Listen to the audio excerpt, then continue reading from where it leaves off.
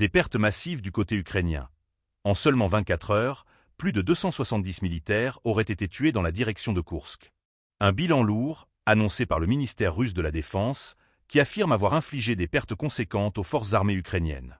N'oubliez pas de vous abonner pour suivre l'actualité en temps réel et partager vos analyses en commentaire.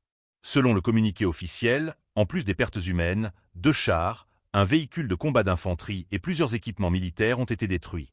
Parmi eux, 13 véhicules de combat blindés, 16 voitures, 5 pièces d'artillerie, 3 mortiers, un système de missiles anti-aériens et une station de guerre électronique.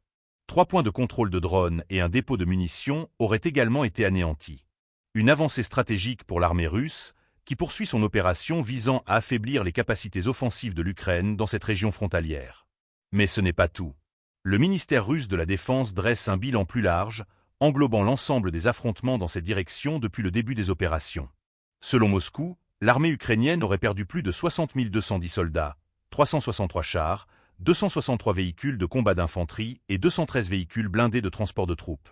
Un chiffre colossal qui témoigne de l'intensité des combats sur ce front particulièrement sensible. D'un point de vue matériel, les pertes annoncées sont tout aussi impressionnantes. 1867 véhicules blindés de combat, 1960 voitures, 435 pièces d'artillerie et 48 lanceurs de missiles multiples. Des chiffres qui traduisent l'ampleur de l'engagement militaire et l'importance stratégique de la zone de Koursk. Si Moscou affirme que cette offensive se poursuit avec succès, la question demeure. Quelles seront les prochaines étapes de cette campagne militaire? L'Ukraine, de son côté, reste discrète sur ses propres pertes et ne cesse de renforcer ses lignes de défense. L'intensification des combats dans cette région pourrait-elle marquer un tournant dans le conflit?